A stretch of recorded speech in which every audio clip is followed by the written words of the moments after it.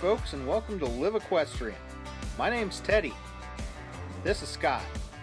We're just a couple of friends from opposite sides of the Cascade Mountain Range in Oregon with the shared goal of becoming the best horsemen we can be. We love bringing folks along, hoping to inspire them in their faith, family, relationships, and personal growth. Horsemanship's the tool we use to communicate. Amongst folks who share this passion, it's a universal language. Ride along with us and grab on to a little cowboy wisdom as we share stories and lessons from the arena to the campfire. Come on, let's celebrate this equestrian life.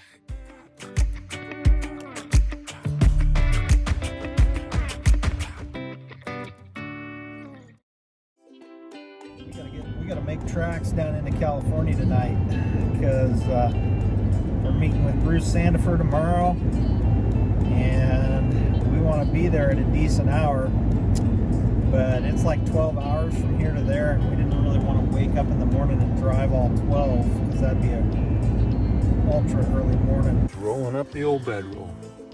Nothing like sleeping in one of these good old guys. This is like the best sleep you'll ever have right here. Canvas tarp, good flannel sleeping bag, about a 3-inch foam pad, and a couple of your favorite baby blankies. Ooh, there's nothing better. Rise and shine. We had no idea where we were last night, but this is where we were. So, on the road to go meet up with Mr. Bruce Sandifer. Well, the reason I started teaching it and talking about it, because I don't care who, I didn't want to teach it to anybody, was I got tired of people talking about spade bit and how severe they are. Well, if you say it's spade bit severe, where it has you can put a lot of pressure, that's ridiculous. If they were, every team roper and team bender in the world would be using one, wouldn't they? Yeah, that's right. Right? And why would you go through a whole system of protecting the horse's mouth using a hackamore and then put something severe in their mouth? Yeah. Doesn't make any sense, right? So the beauty of this system is that you can push the horse to it because he's not scared of these bridles, right? Because they're not very severe, and they have a really strong balance point, and they have enough there to kind of block that energy, right? But yeah, you see, when I pick up on my reins, the neck doesn't go down, it comes up. You don't want that to go down, right? You want that horse to lift. He cannot push underneath him unless this lifts, right? Try tucking your butt underneath you with your shoulders down and your neck down. Try it yourself. Can you do it? You can't, right? You have to lift up and your butt comes underneath you as soon as you lift your back. That's the nice thing, is you can go pretty hard right off the gate and they don't get too bothered, There's that time when you're building up things, like so.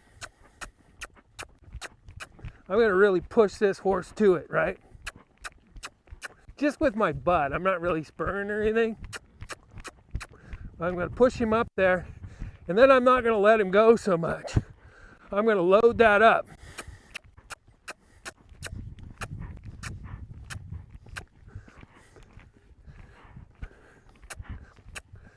I'm just going to stay with him.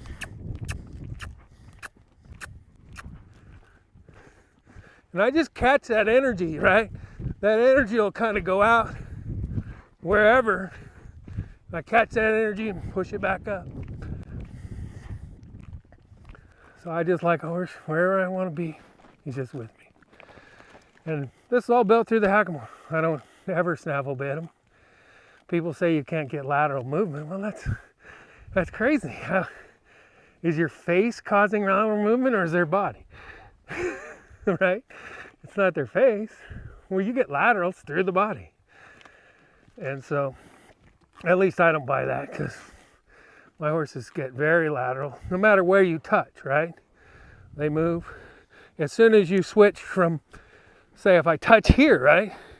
And then I open, touch here, open. That horse got to be able to do that like all day, right? He needs to be able to work a gait, whatever, all day long without getting too bothered. And so if he's really good at just shifting from side to side, right? And he only goes when you ride. And then they don't get all jacked up.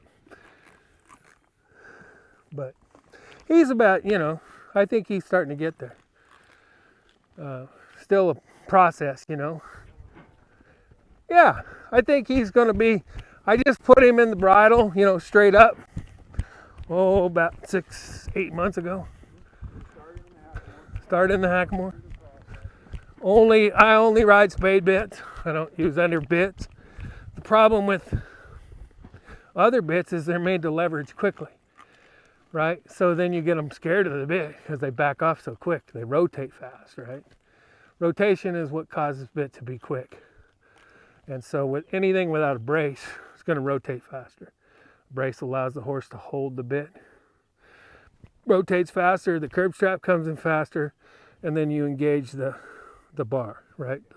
The cannon bar. So I don't ever use anything but a spade because I don't want to pull on them. Not that I won't, not that it doesn't have a leverage factor, it does. It's just a really crappy one. You know what I mean? It's not fast, and I don't want to pull. I want to set to a place and push until that horse gets to the balance, whatever balance point I happen to put on it, right? And that, yeah, just with your energy. See, your energy, come in here, the horse comes into you, just like if you were, going to hug somebody, push somebody away, they go away. And so they understand that, right? Horse gets soft, another horse will come to it. Horse gets a little bit tight, another horse will go away. I mean, they understand. That's totally in their nature. That's how they work with each other. So, makes sense, That's what I love about this system.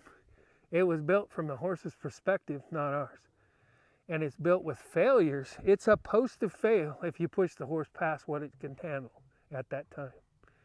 The Hackamore is supposed to fail. People that don't get along with Hackamore are pushing their horse past what that horse can take at that time. It's designed to fail. It's really hard to go to the bridle because they get so good in the Hackamore. Mm-hmm.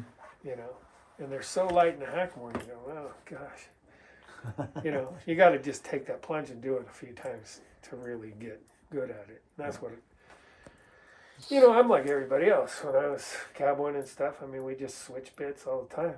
Oh, this one's no good, Well, no, we never gave anything a chance and developed the skills, You Sure. can't learn to play the piano by practicing on the ukulele. Right. You might learn the notes, but you're not going to master, that particular thing until you commit to something. Man, it was really special to have a chance to visit with Bruce and just to glean some of the knowledge that he had. We'll be putting more of our time with him out as we release our Hackamore class a little further on down the road.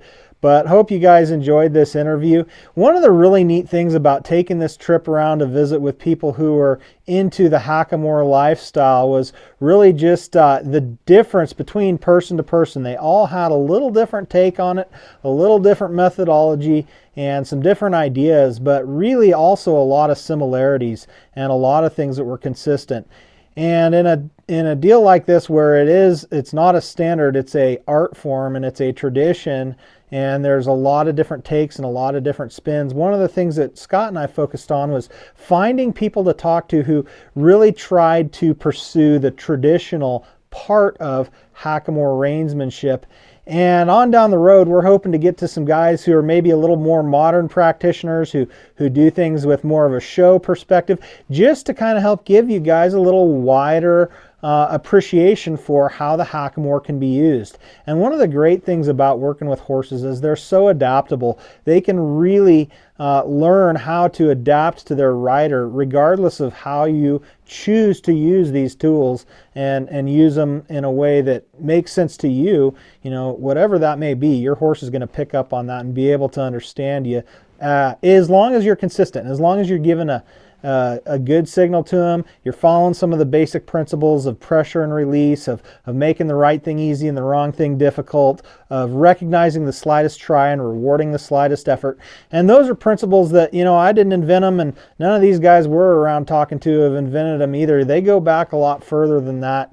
And, you know, some more recently in history, people have kind of coined some of these terms and things like that we throw around a lot, but really kind of understanding what they mean, I think, is so important. And so hopefully we can continue to give you a better understanding as you watch some of these videos we're putting out on Live Equestrian. And if you guys got any questions or anything like that, certainly leave those in the comments. We'd love to visit and have longer form conversations, whether by video or by comments or however.